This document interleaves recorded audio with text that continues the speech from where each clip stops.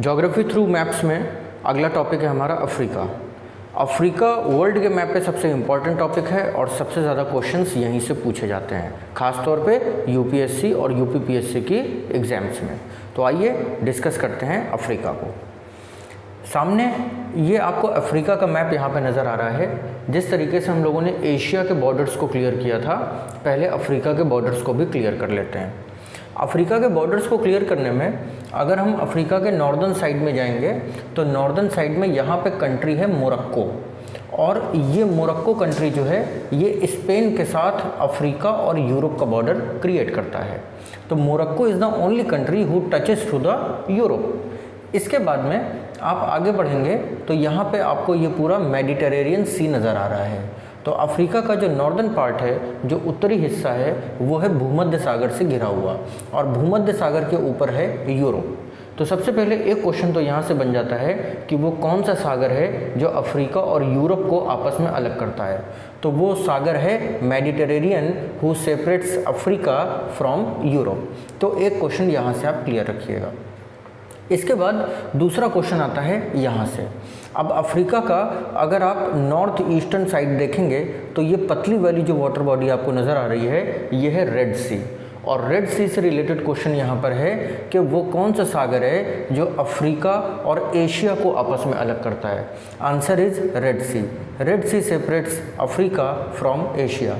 तो नॉर्थ में बॉर्डर कौन बना रहा है? Mediterranean Sea. नॉर्थ ईस्ट में बॉर्डर कौन बना रहा है? रेड सी।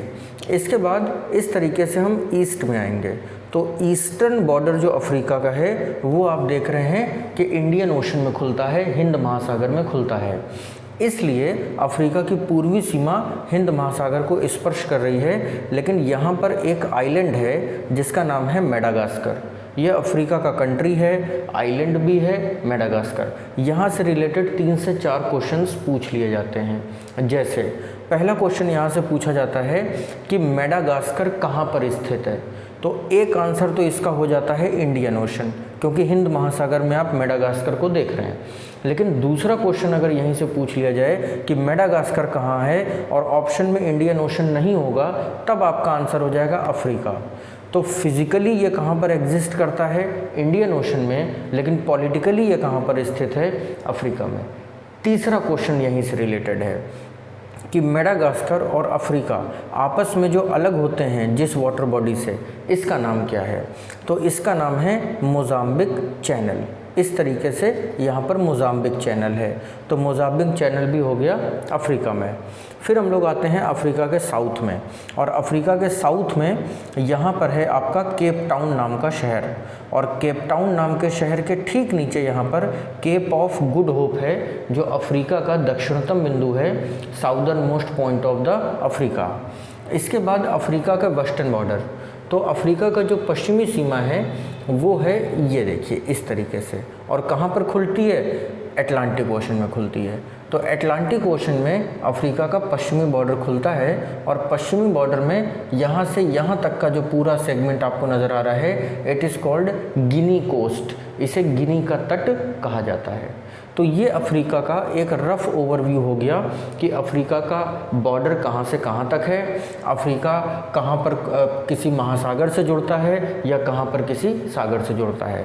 अब इन्हीं प्रश्नों को हम लोग और डिटेल में एनालाइज करेंगे कि आयोग की परीक्षा में आपसे कैसे प्रश्न पूछे जाते हैं।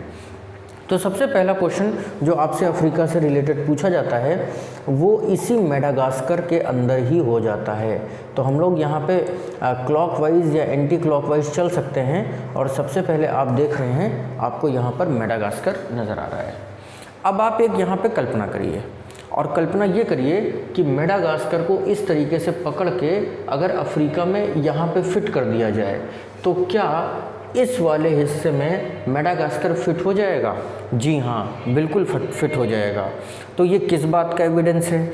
ये इस बात का एविडेंस है कि कभी मेडागास्कर अफ्रीकन प्लेट में ही जुड़ा रहा होगा, लेकिन टेक्टोनिक एक्टिविटीज़ के चलते ये अफ्रीका से अलग हो गया होगा। और मेडागास्कर और अफ्रीका के बीच में ये जो आपको मोजाम्बिक चैनल नज़र आता है, इसी मोजाम्बिक चैनल का नाम मोजाम्बिक नाम के कंट्री की वजह से पड़ा। तो ये मोज़ाम्बिक जो कंट्री आप देख रहे हैं और ये जो मेडागास्कर है ये कभी एक ही हुआ करता था। तो ये हो गई मेडागास्कर की पूरी कहानी।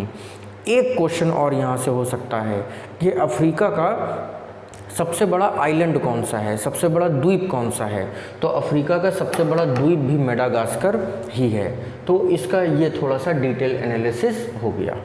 इसके बाद हम लोग आते हैं नॉर्दर्न अफ्रीका में, और नॉर्दर्न अफ्रीका के अंदर जो क्वेश्चन आपसे पूछा जाता है वो है यहाँ मोरक्को से रिलेटेड। मैं अभी आपको बॉर्डर के बारे में तो क्लियर कर चुका हूँ, लेकिन जो इम्पोर्टेंट क्वेश्चन यहाँ से पूछा जा सकता है वो क्वेश्चन ये है कि ये कंट्री देखिए मोरक्को, इसकी कैपिटल है रबात, और मोरक्को कहाँ से जुड़ता है? यूरोप से जुड़ता है, और कंट्री है यहाँ पर स्पेन।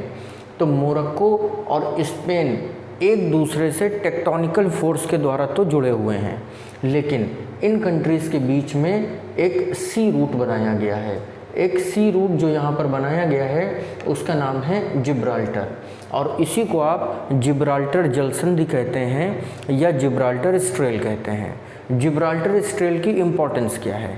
इसकी इम्पोर्टेंस ये है कि यूरोप के जितने भी कोस्टल कंट्रीज़ हैं, जिनमें मुख्य तौर पर स्पेन, फ्रांस और इटली जैसे कंट्री आते हैं, इनको जो भी इंपोर्ट और एक्सपोर्ट करना होगा वो भूमध्य सागर के सहारे से ही करेंगे और जिब्राल्टर से होकर ही जाएंगे।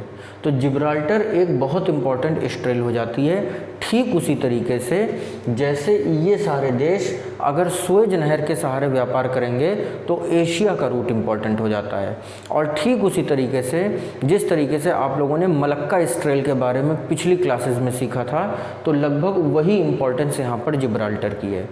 लेकिन जिब्राल्टर है किसके पास? यहाँ पर आधिपत्य किसका है? जिब्राल्टर से जो टैक्सेस आते हैं उनको कलेक्ट कौन करता है? तो यूके, यूनाइटेड किंगडम के पास इसका एकाधिकार है।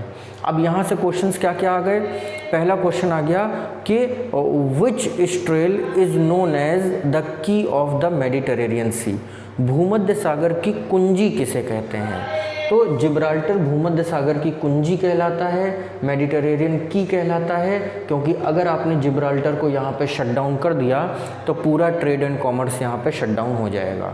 दूसरा क्वेश्चन पूछा जाता है कि जिब्राल्टर किन दो देशों को आपस में अलग करती है?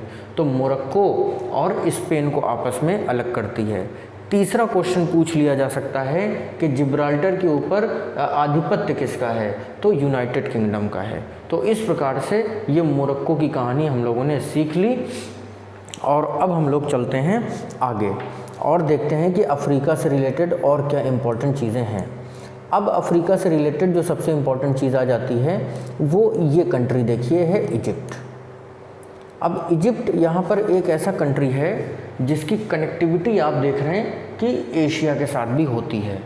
इजिप्ट और एशिया आपस में जुड़े हुए हैं, लेकिन आप देख रहे हैं कि एक प्राकृतिक जल सीमा यहाँ पर बनी हुई है, और इसी प्राकृतिक जल सीमा को आगे थोड़ा सा डिच किया गया है, और यहाँ पे इस तरीके से एक रास्ता बनाया गया है, और इसी रास्ता को सुएज नहर कहा जाता है, सुएज कैनाल कहा जाता है।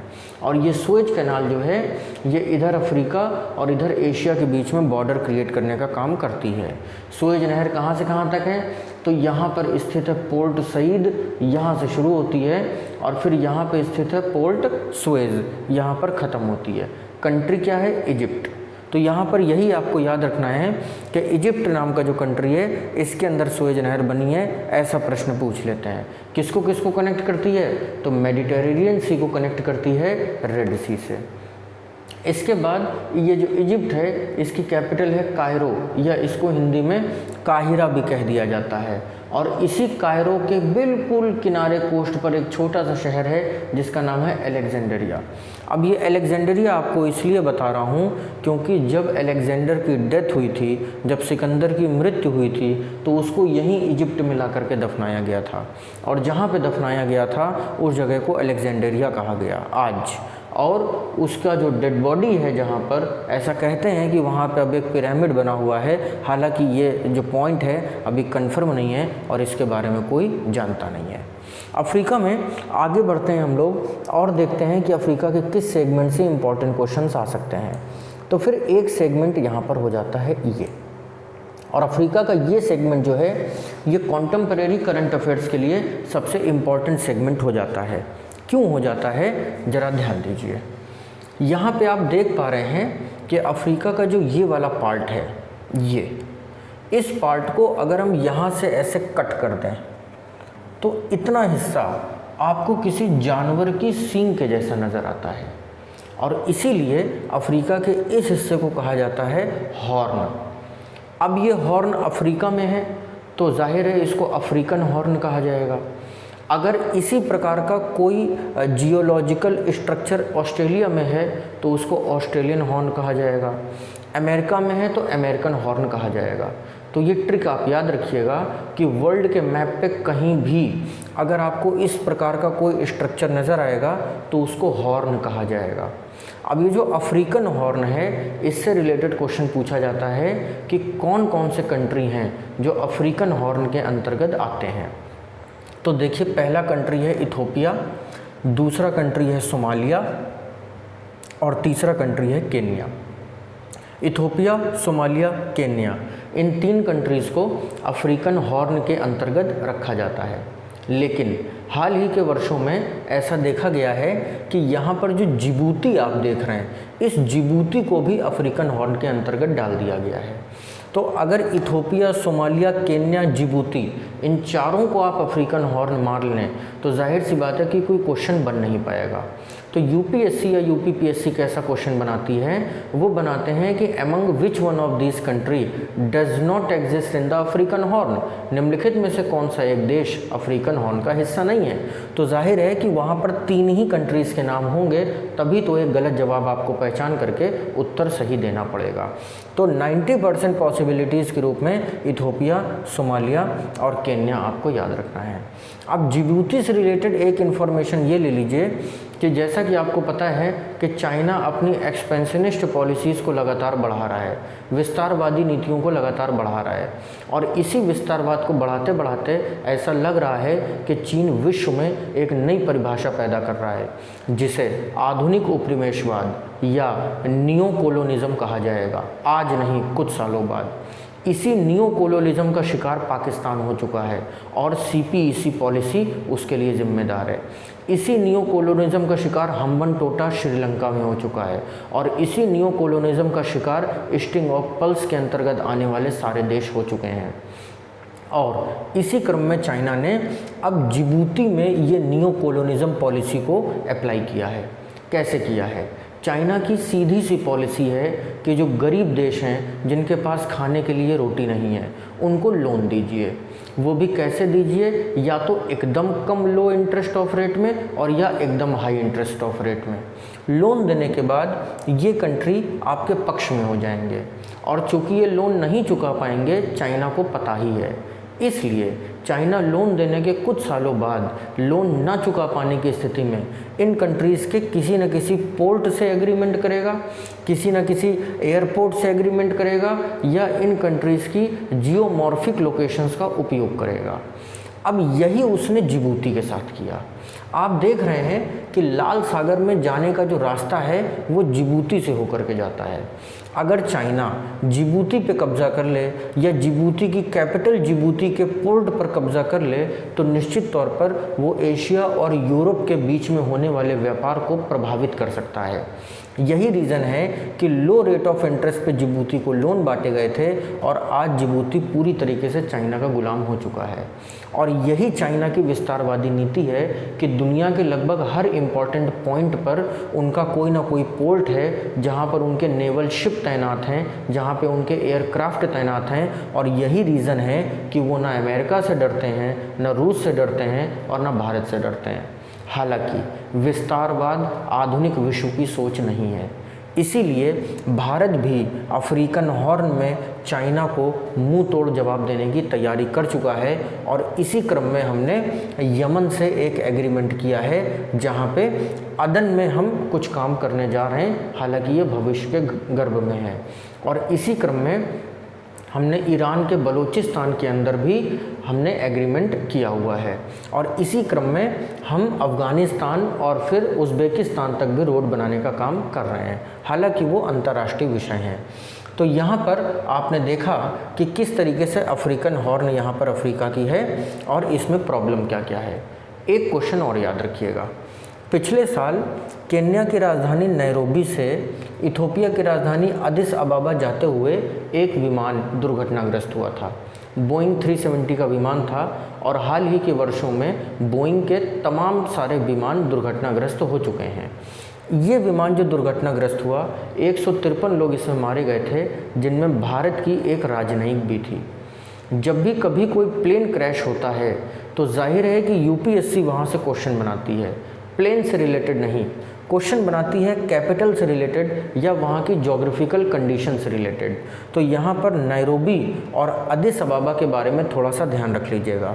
ध्यान इसलिए रख लीजिएगा क्योंकि ये जो केन्या कंट्री है ये कोस्टल कंट्री है, और अगर केन्या के इस कोस्ट से आप आगे बढ़ेंगे तो इंडिया बहुत ज़्यादा दूर नहीं है।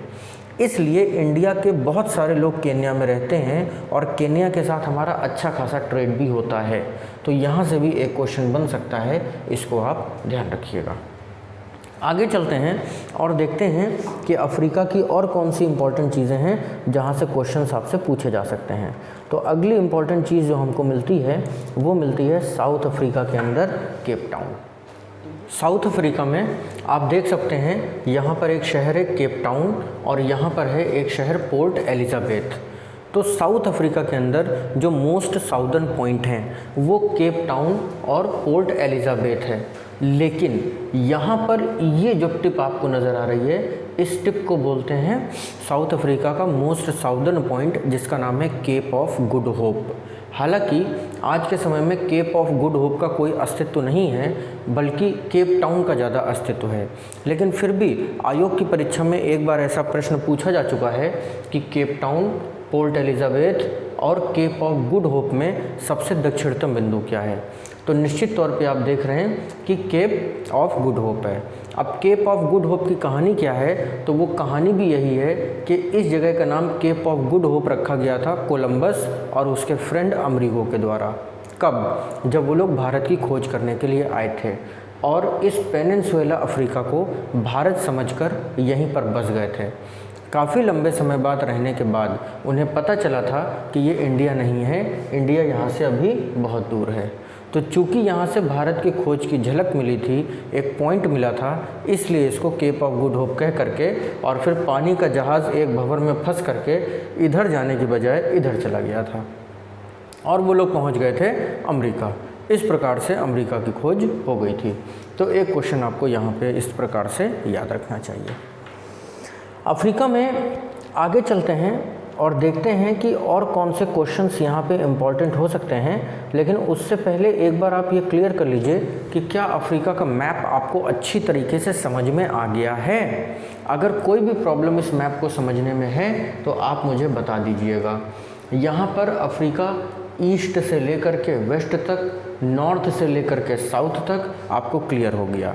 अफ्रीका के बॉर्डर्स क्लियर हो गए और चारों बॉर्डर्स में मेडागास्कर से रिलेटेड, अफ्रीकन हॉर्न से रिलेटेड, इजिप्ट से रिलेटेड, मोरक्को से रिलेटेड सारे के सारे क्वेश्चंस भी आपको क्लियर हो गए। कंट्रीज़ भी आप पहचान गए होंगे, मोरक्को नॉर्थ में, इजिप्ट ईस्ट में, सोमालिया हॉर्न में, मेडागास्कर आइलैंड और साउथ अफ्रीका साउथ में। अब क्या बचा? तो अब अफ्रीका में और एक इम्पॉर्टेंट चीज़ बची और वो है दुनिया का सबसे बड़ा डेजर्ट। दुनिया का जो सबसे बड़ा डेजर्ट है जिसका नाम है सहारा, वो भी अफ्रीका में है। कहाँ पर है? नॉर्दर्न अफ्रीका में है। कैसे पहचानेंगे आप अफ्रीका के अंदर सहारा को? तो उसके लिए आपको एक ट्रिक याद रखनी चाहिए और ट्रिक ये है कि जैसे ये नॉर्दर्न अफ्रीका है, तो नॉर्दर्न अफ्रीका में आप क्या करेंगे कि एक ऐसे आप गोला लगा देंगे। बस अगर आपने एक ऐसे गोला लगा दिया तो आप समझिए आपको सहारा आ गया। इस गोले के अंदर कंट्री आएंगे 10 और अफ्रीका मरुस्थल भी फैला हुआ है 10 कंट्रीज़ के अंदर, जिनमें पहले नंबर पर है इजिप्ट, दूसरे नंबर पे है लीबिया, तीसरे नंबर पे है ट्यूनीशिया, चौथे नंबर पे है अल्जीरिया, पाँचवें नंबर पे है मोरक्को, छठवें नंबर पे मॉरिटानिया, सातवें नंबर पे माली, आठवें नंबर पे नाइजर, नवें नंबर पर चाड और 10वें नंबर पे सूडान। आप इसको क्लॉकवाइज याद रख लीजिएगा, इससे आपको 2 फायदे होंगे। पहला फ़ायदा, अफ्रीका के 10 सबसे बड़े और सबसे इम्पॉर्टेंट कंट्री याद हो जाएंगे। दूसरा फ़ायदा, सहारा डेजर्ट का एक्सपेंशन कितने देशों में है ये भी आपको याद हो जाएगा। ध्यान रहे वो ज़माने अब गुजर गए जब आपसे ये प्रश्न पूछा जाता था कि बताओ सहारा कहाँ है। कभी ज़िंदगी में नहीं पूछा जाएगा। आपसे क्या पूछा जाएगा? आपसे पूछा जाएगा कि निम्नलिखित में से वो कौन सा देश है जो सहारा मरुस्थल के अंतर्गत नहीं आता, और क्वेश्चन बनेगा एनालिटिकल। इसलिए जिसको ये 10 देश नहीं पता होंगे वो तुरंत इसमें फंस जाएगा। तो ये जो एक ट्रिक है इसको याद रखिएगा। ऊपर के ये जो 10 सबसे बड़े देश हैं इनमें सहारा मरुस्थल फैला हुआ है। सहारा मरुस्थल के एक्सपेंशन के बाद अब जो दूसरी चीज़ आपको पता होनी चाहिए अफ्रीका में, वो है एक लेक, एक झील, और इस झील का नाम क्या है? विक्टोरिया। अफ्रीका के अंदर आप देखिए सबसे बड़ी वाटर बॉडी आपको दूर से ही नज़र आ रही होगी, और दूर से जो वाटर बॉडी दिख रही है ये है विक्टोरिया झील। विक्टोरिया झील विश्व की दूसरी सबसे बड़ी झील है और अफ्रीका की सबसे बड़ी झील है। विक्टोरिया झील की इम्पोर्टेंस क्या है? इसकी सबसे बड़ी इम्पोर्टेंस ये है कि यहाँ से 2 बड़ी नदियाँ निकलती हैं। पहली नदी जो विश्व की सबसे लंबी नदी है और दूसरी नदी जो विश्व की सबसे गहरी नदी है। सबसे लंबी नदी जो निकल रही है वो है नील, इस तरीके से, और सबसे गहरी नदी जो निकल रही है वो है कॉन्गो, इस तरीके से। तो ये 2 बातें विक्टोरिया झील के बारे में आपको याद रखनी चाहिए। अब ये जो नील नदी निकल रही है जिसको आप देख रहे हैं कि इस तरीके से निकल के साउथ सूडान, फिर सूडान और फिर इजिप्ट से होकर के ये भूमध्य सागर में गिर रही है। ये नील नदी रिफ्ट वैली में बहने वाली विश्व की सबसे लंबी नदी है। भ्रंश घाटी में बहने वाली विश्व की सबसे लंबी नदी है। अब ये भ्रंश घाटी क्या होती है और कैसे बनती है इसकी चर्चा हम लोग फिर कभी करेंगे, लेकिन फ़िलहाल संक्षेप में आप इतना समझ लीजिए कि अफ्रीकन प्लेट में एक दरार पड़ गई है और वो दरार इसी नील नदी के सहारे पड़ी है। तो जब भी किसी प्लेट में कोई क्रैक पड़ेगा तो निश्चित तौर पे वहाँ पे पानी भरेगा और एक ड्रेनेज पैटर्न तैयार हो जाएगा। बस इसी ड्रेनेज पैटर्न को रिफ्ट वैली कहा जाता है, और नील नदी सबसे बड़ी नदी है जो कि रिफ्ट वैली में बहती है। इसके लिए भविष्य में क्या संभावना जताई जा सकती है? तो भविष्य में ये संभावना जताई जा सकती है कि अफ्रीकन प्लेट यहीं से टूट जाएगी और एक नए महाद्वीप का उदय होगा। हालांकि ये कहानी हम लोग फिर कभी पढ़ेंगे। नील नदी इजिप्ट के अंदर आप देख रहे हैं इसका सबसे ज़्यादा एक्सपेंशन है, और आपने शायद बचपन में कभी सुना हो कि इजिप्ट को गिफ्ट ऑफ नाइल कहते हैं, मिस्र को नील नदी का वरदान कहते हैं। तो क्यों कहते हैं? इसलिए कहते हैं क्योंकि इजिप्ट का लगभग 60% एरिया जो है वो डेजर्ट कवर्ड है, और डेजर्टिक एरिया में अगर दुनिया की सबसे लंबी नदी बह रही हो तो निश्चित तौर पे इसका फ़ायदा उस देश को मिलेगा।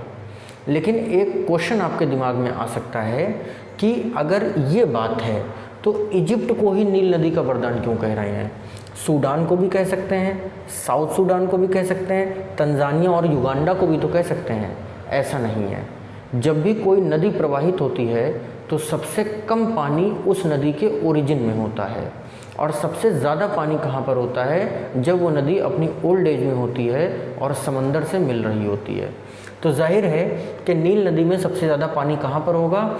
इस वाले एरिया में होगा, और जब सबसे ज़्यादा पानी होगा तो उस पानी का उपयोग भी किया जाएगा।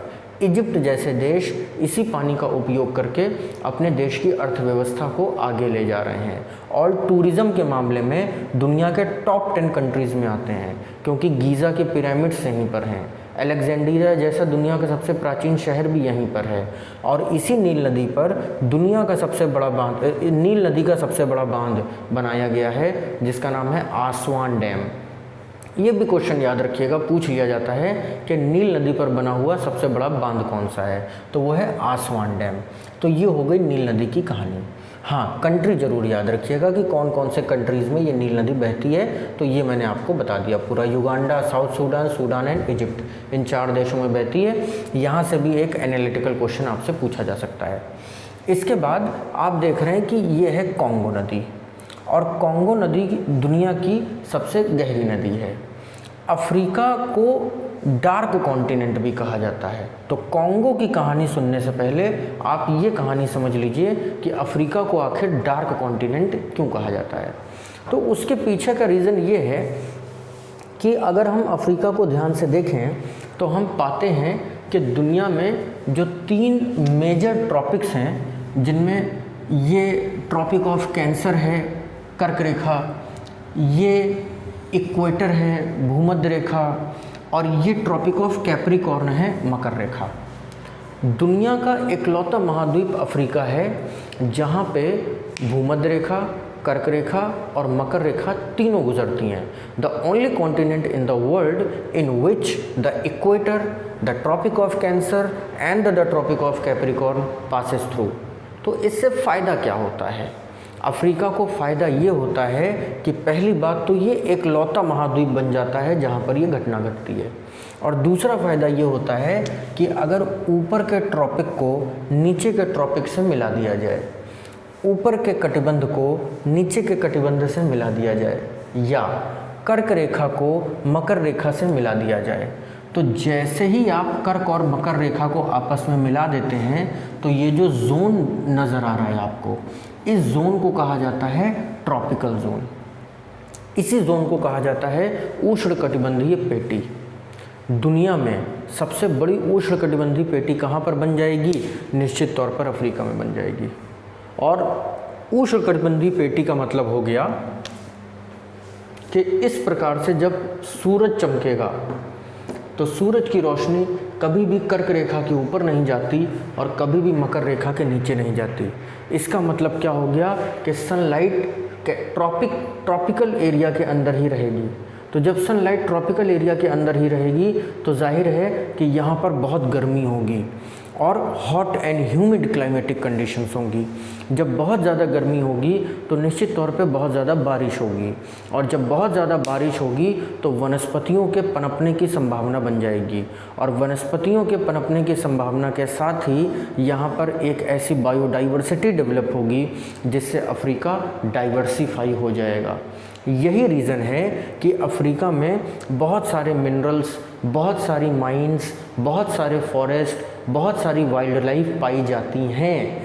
इसीलिए अफ्रीका को डार्क कॉन्टिनेंट भी कहा जाता है या अंध महाद्वीप भी कहा जाता है, जिसका रीज़न है अफ्रीका में इन हार्श क्लाइमेटिक कंडीशंस की वजह से डेवलपमेंट नहीं हो पाए, और जिन लोगों के सर पे ये डेवलपमेंट करने की जिम्मेदारी गई, जैसे कि ब्रिटेन, उन लोगों ने डेवलपमेंट करने की बजाय हैरेसमेंट किया, अफ्रीका को लूटा, कोयले की खानें ख़त्म कर दी, गोल्ड माइंस ख़त्म कर दी, इंसानों को भी ख़त्म कर दिया, गुलाम बनाया और दास प्रथा की शुरुआत हुई।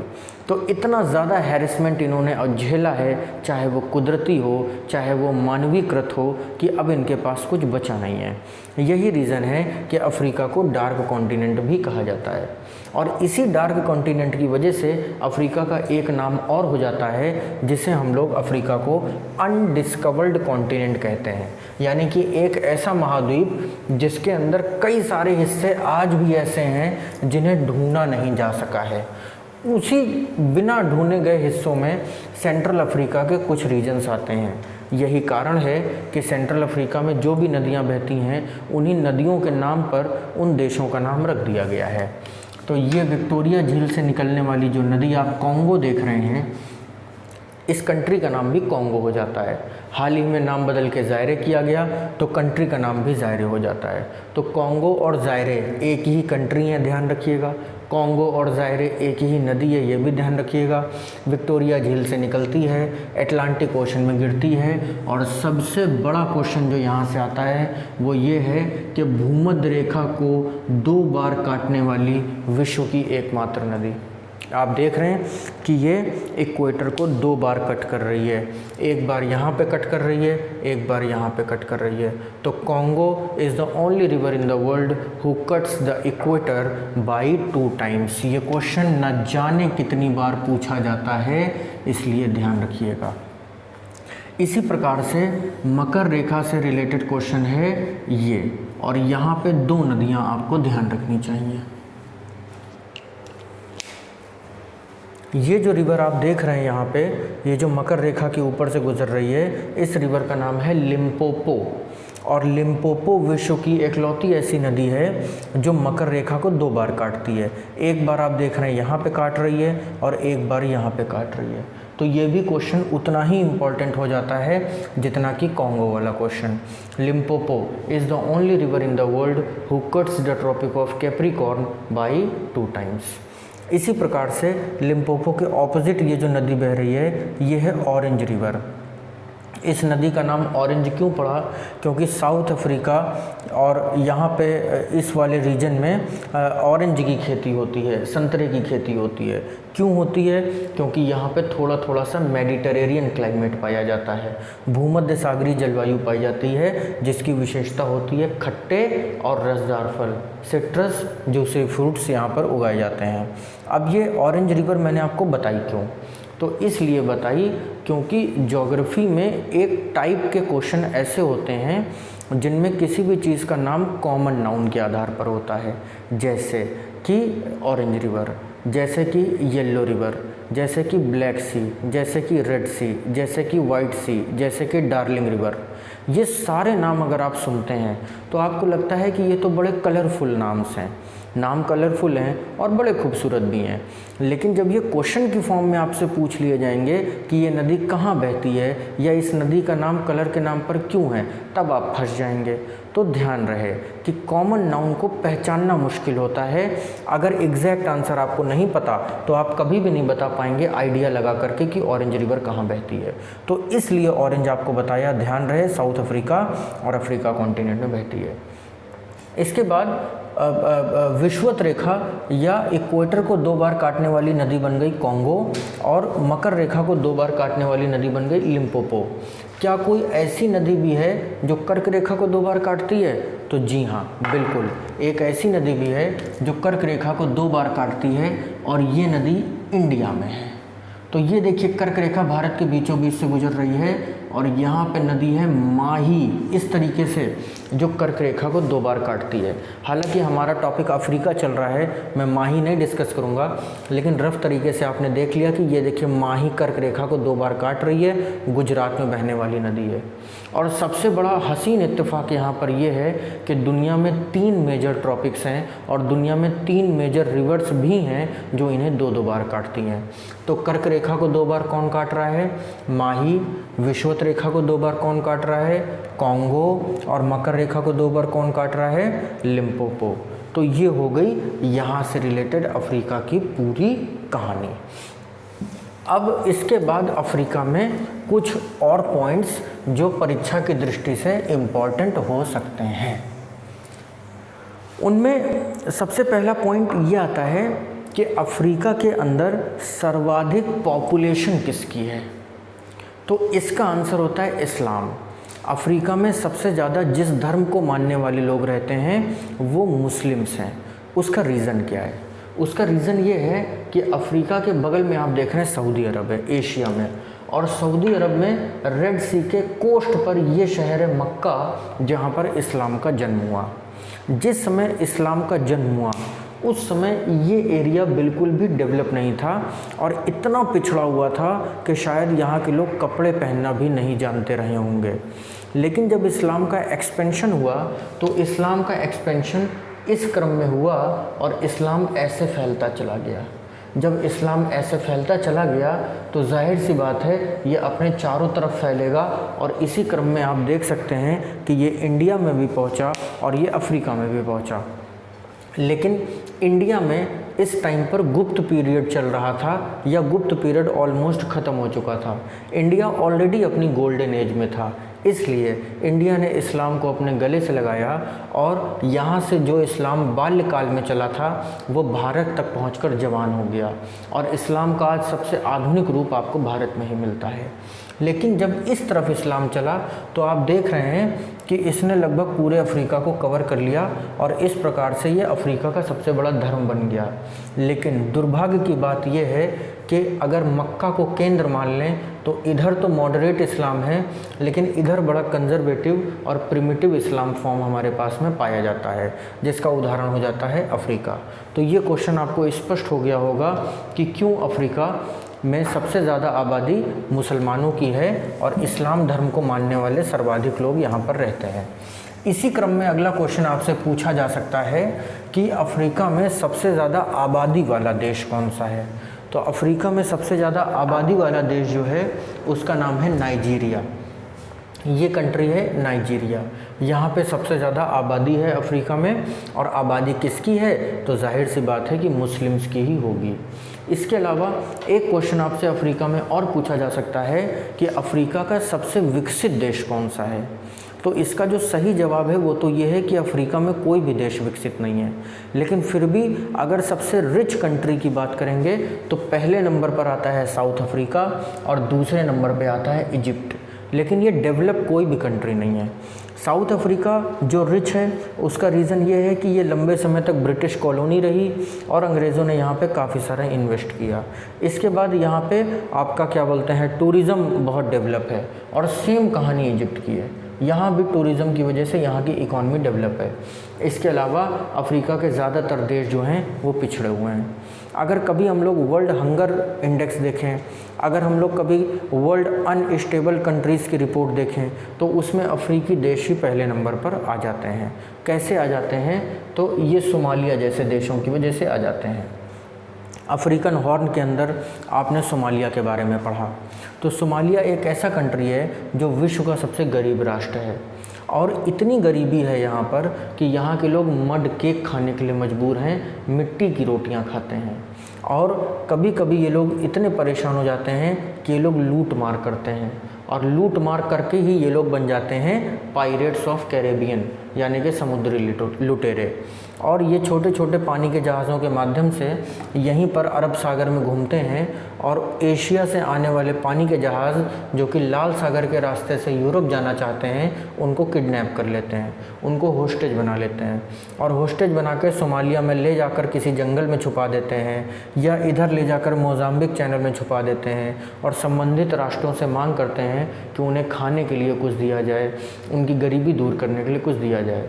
कई सारी फिल्में भी इस मुद्दे को उठाती हुई बनी हैं, लेकिन संयुक्त राष्ट्र जैसी संस्थाएं सोमालिया जैसे देशों के लिए तो मौन हैं, लेकिन ये बड़े और अमीर देशों के लिए काम करती हैं। तो कहीं ना कहीं इस दुनिया में भेदभाव का शिकार भी है और संयुक्त राष्ट्र धीरे धीरे ही सही अपनी ऑब्जेक्टिविटी खोता चला जा रहा है, जिसके बारे में पूरी दुनिया को चिंतन करना चाहिए। इसी क्रम में अगर हम लोग उत्तरी अफ्रीका की बात करें तो उत्तरी अफ्रीका के जितने भी देश आपको नज़र आ रहे हैं, इन देशों में तानाशाही सरकारें चला करती थीं। लेकिन सन 2008 में जब यहाँ पर स्ट्रिंग ऑफ पल्स आई थी, या अरेबियन स्प्रिंग इसको बोलते हैं, तो उस अरेबियन स्प्रिंग में यहाँ के तानाशाहों को मारा गया था और लोकतंत्र की स्थापना करी गई थी। तो कुछ हद तक तो यहाँ के देश सुधर रहे हैं। जैसे लीबिया के प्रमुख तानाशाह कर्नल गद्दाफ़ी के बारे में आपने सुना होगा, जनता ने इनको दौड़ा दौड़ा करके मारा था।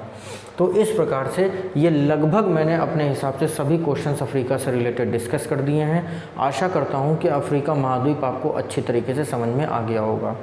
53 कंट्रीज़ इस अफ्रीका के अंदर हैं और देशों की संख्या के लिहाज से अफ्रीका विश्व का सबसे बड़ा महाद्वीप है, लेकिन क्षेत्रफल के लिहाज से ये विश्व का दूसरा सबसे बड़ा महाद्वीप है। अब आपका ये कर्तव्य है कि आप अफ्रीका को घर जा कर के पढ़ें और एटलस के ऊपर इसके एक एक देश को ध्यान से देखें और ऐसा प्रयास करें कि उनकी राजधानियाँ याद करें और उनसे संबंधित जो भी प्रश्न आपको बताए हैं उनको भी याद करें। एक और छोटा सा होमवर्क आपको दे देता हूँ, क्योंकि मैं ये बात आपको बताना भूल गया। अफ्रीका में वो देश जो कर्क रेखा पर स्थित हैं, वो देश जो भूमध्य रेखा पर स्थित हैं और वो देश जो मकर रेखा पर स्थित हैं, इनकी एक सूची तैयार करिए और उसको भी याद कर लीजिए। क्योंकि हाल ही में पीसीएस की परीक्षा में प्रश्न पूछा गया कि निम्नलिखित में से कौन सा देश भूमध्य रेखा पर स्थित नहीं है। और ये प्रश्न जब भी पूछे जाएंगे कि कौन सा देश भूमध्य रेखा या कर्क रेखा या मकर रेखा पर स्थित नहीं है, तो निश्चित तौर पे उसका आंसर अफ्रीका में ही छुपा होगा, क्योंकि अफ्रीका एक कॉम्प्लिकेटेड कॉन्टिनेंट होता है जो जल्दी से बच्चों को समझ में नहीं आता है। तो कृपया इसको आप लोग अच्छे से जा कर के देख लीजिएगा। और इस प्रकार से यहाँ पे अफ्रीका हमारा समाप्त होता है। अगली क्लास में जब हम लोग मिलेंगे तो नॉर्थ अमेरिका की चर्चा करेंगे और उस कॉन्टिनेंट को सीखने के बाद उससे संबंधित लगभग सभी प्रश्नों को हम लोग डिस्कस करेंगे।